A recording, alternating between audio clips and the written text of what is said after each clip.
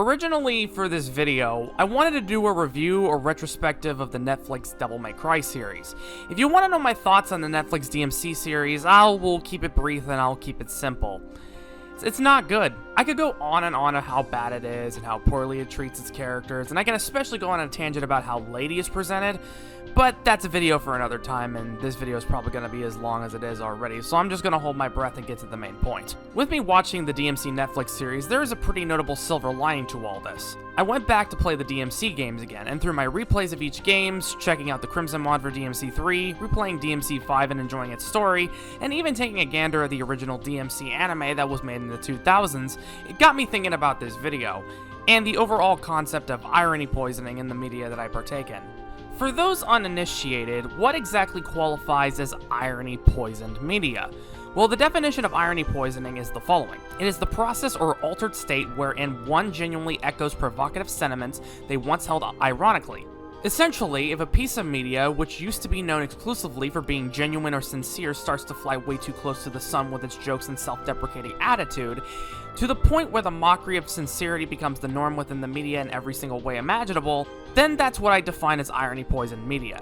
Most irony-poisoned media tends to have a various amount of factors to it, one of which is the overuse of bathos. Bathos is a literary term describing an absurd or inane climax. Writers who use bathos inadvertently usually resolve important events in a minor, usually very sarcastic way.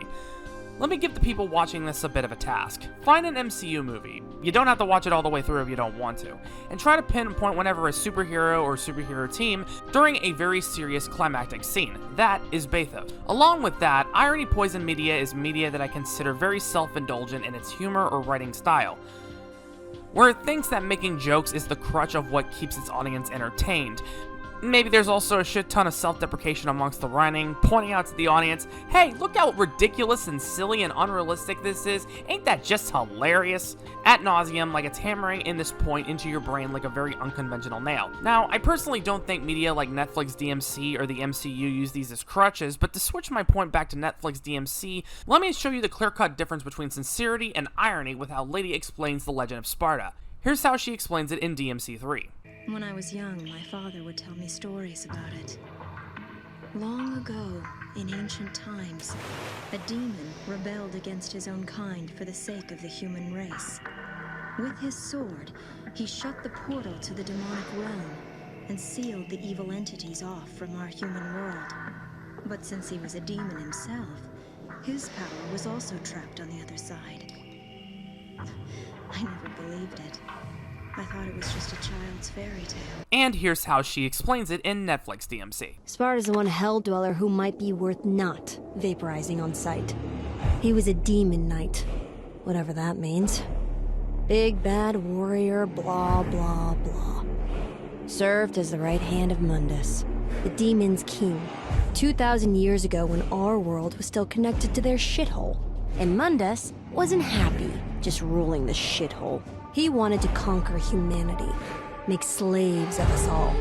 Typical demon shit. It's pretty clear that there's a significant difference in how both of these versions convey the story. In DMC 3, Lady explains it in a whimsical, honest way that feels like she's telling the story from the perspective of an innocent young girl learning about it like a fairy tale. Whereas in Netflix DMC, Lady explains the story like a middle schooler obsessed with Tourette's guy videos. And it made me feel like a piece of shit! Also, you know how effortlessly cheeky and wisecracky Dante is in DMC 3? What if we pointed out he should have made a one-liner? But he didn't! The way this usually goes is I do that, then drop a killer one-liner.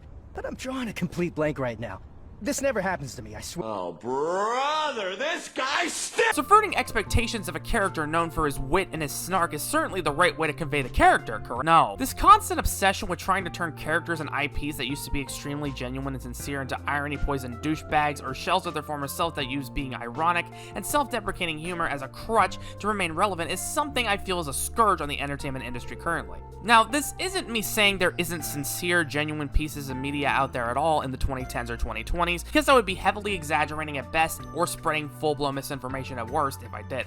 However, I think this shift into irony and self-deprecation came with the territory sometime in the 2010s. You see, around the mid-2010s, the internet shifted away from being a Wild West with mostly lol random humor. It's unknown when or where this started, but around 2014 or so, the internet and the way it acted started to change. And in my opinion, changed for the absolute worst. Starting in the mid-2010s, we saw the rise of things like cringe culture, and various bad faith laughing at and not with parodies of properties and IPs considered by the masses cringe. With that saw a shift in the majority perception of certain things. Despite the fact that a lot of cringe culture is rooted mostly in ableism and just miserable twats with superiority complexes flaunting the fact that since they're not involved with quote cringe media, that they're immediately better than everyone else. This type of internet culture did exist in smaller, more compact circles before the massive boom of the era of irony and self-deprecation, but it became very clear in the 2000s, mainstream media was focused a lot on edginess and seriousness, which I will admit led to a lot of failed experiments in its wake. I mean, for f***'s sake, Bomberman got an edgy reboot in the 2000s. When this innocent little scrimblow bimblow got turned into a Master Chief ripoff, editing CTFB here, why did I say he looked like Master Chief? That looks nothing like Master Chief. It was very clear that we kinda lost the plot. With that said, the 2010s saw a shift in mainstream media where the more nerdy, internet-savvy people were now responsible for creating said media. Cartoons like The Amazing World of Gumball and Adventure Time are great examples, and the main reason shows like that were able to get a massive fanbase right out of the gate was due to the writing being more suitable for a generation who was growing up with the internet, while in the previous generation, the internet was considered super niche and, quote, a bubble that was eventually going to pop. So the style and writing of these shows, movies, and games were more conventional, with notable outside-of-the-box thinkers, of course. However, with this internet generation injecting its style into the world around them, it also meant that the internet itself was changing, and what it changed into was a desolate wasteland of assholes and douchebags, who constantly singled out passionate individuals as being weird and cringe for enjoying something. This would then shift into the mainstream media as well, with franchises forcing themselves to be glorified Twitter meme accounts instead of putting in the effort and the passion into their creative output. And no other franchise did this more prominently than Sonic the Hedgehog. I make it no secret that I'm a massive Sonic fan, but considering that the Sonic fanbase has been shattered and broken ever since Sonic Adventure released on the Dreamcast, there's always been discourse, arguments, and debates on how the Sonic franchise should be ran and presented. Should it be more like a shonen anime, or should it be more like a Saturday morning cartoon? Should it be more serious or more silly? Should Sonic have blue arms or peach-colored arms? But as the franchise is nearing its 35th anniversary, it's seen its fair share of up and down periods. Many Sonic fans consider the mid to late 2000s to be the dark age of the franchise, due to the release of several subpar games and the fan base splitting further following that fact. The last mainline game in this, quote, dark age was Sonic Unleashed. Nowadays, Sonic Unleashed is considered by the majority of fans to be one of the best games of the franchise, and thanks to an unofficial PC port by the fans, the game is now more accessible than ever to play for people who weren't able to initially play it back then when the game came out. However, during its release, it was panned to no end by game journalists and the general consensus of gamers. I will admit they did this in bad faith, but that perception was enough for Sega to immediately start from scratch and turn away Sonic from a big multimedia franchise with ambitious AAA level games to playing it safer than I think any other gaming franchise has ever done. Enter the meta era, where making fun of Sonic's past sins in the 2000s was praised. Things like turning into a werehog and Shadow holding a gun was now considered to be a ginormous mistake and a black mark on a franchise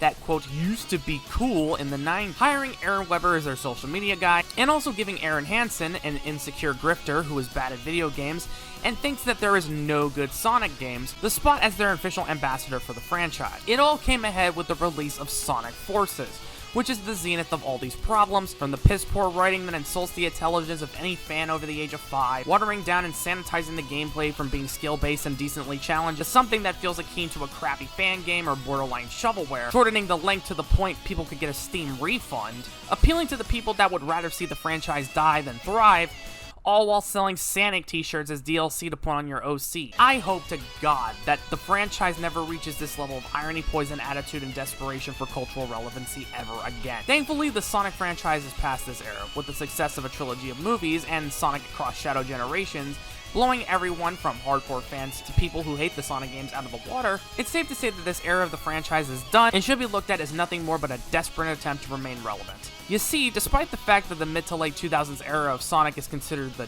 Dark Age, at least this said Dark Age was consistently experimental and kept bringing the Sonic franchise into new, different ventures. Say what you will about the quality of the games themselves, but one thing stands out about most of these games, and it's that they have charm to them.